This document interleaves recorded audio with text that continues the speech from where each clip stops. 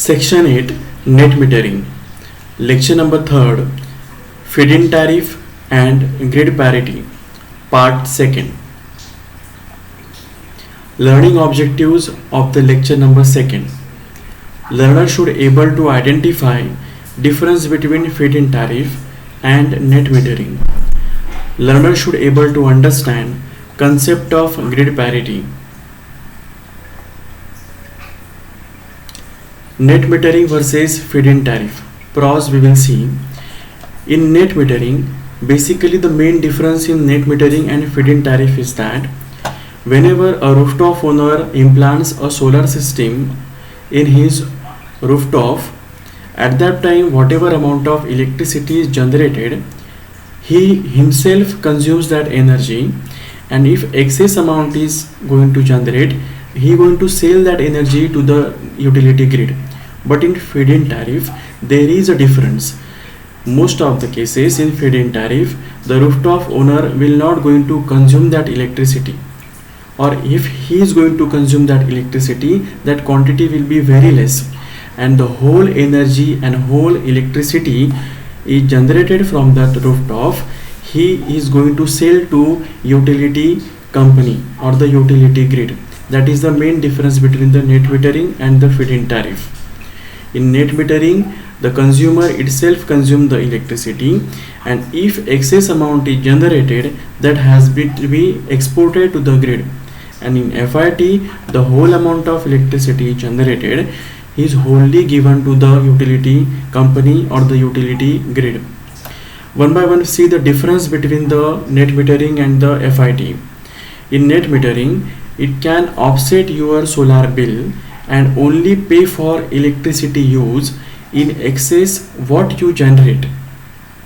Second is, where it exists, there are laws that guarantee your right to net meter and offset your bill. Third point, no contract is needed, easy and simple to implement. Fourth point, act like a perfect hedge against rising electricity prices. In FIT, the first point is guaranteed contract to sell electricity usually for a long period of 20 to 40 years. FIT allows you to sell all your power if you are able to generate more than you use. Third point, price is usually partly indexed to inflation. Basically, this point means if an electricity grid tariff is always been, there is a price escalation in the grid tariff. Normally we are taking the escalation in the price is 3%. Same case is happening with the solar tariff also. If in solar tariff, let's say for 3 rupees per kilowatt of hour we are selling in the particular year, for the next year there will be an increase in the grid prices, so we can sell our solar energy or solar kilowatt hour unit with a higher price of 3% escalation in the price to the grid utility system. Net metering cons.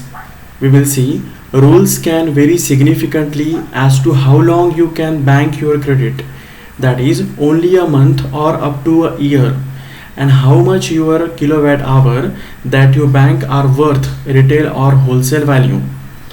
If you produce more than you use, you generally don't get paid for these kilowatt hours, they expire. In FIT, the cons is more complex to implement because you need to get a contract and it may be a competitive process. Next point is, usually rates paid by owners for electricity are higher than FIT contract prices. Therefore, you may end up selling your electricity at one price and buying back the electricity you use at a higher prices. No hedge against rapidly rising the electricity prices.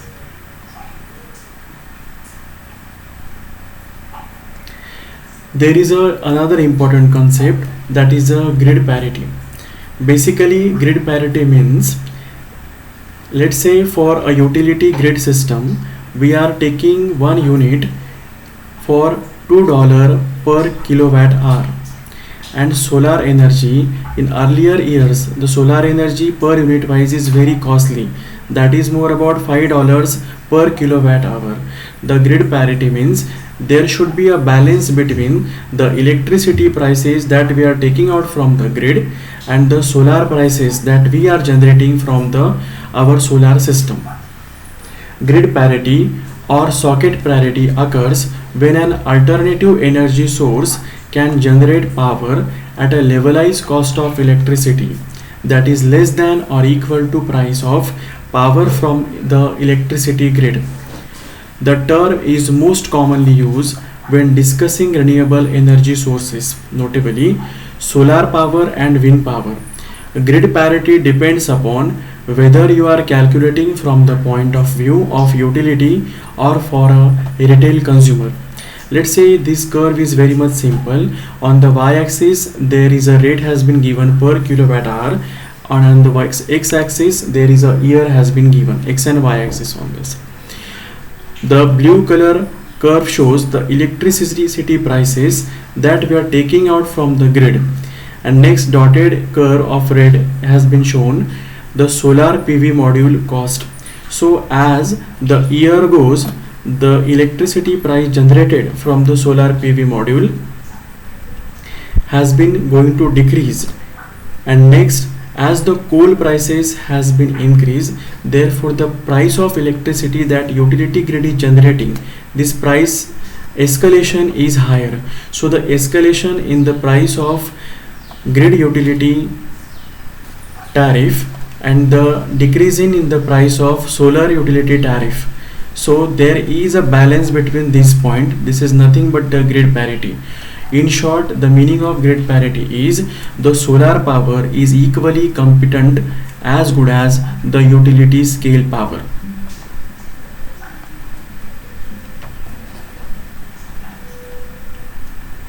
The next point in the grid parity, this curve has been shown.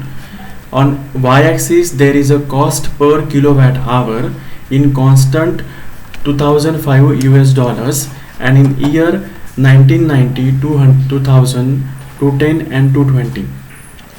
Here the yellow curve shows the solar electricity, and downside in blue curve there is a grid electricity.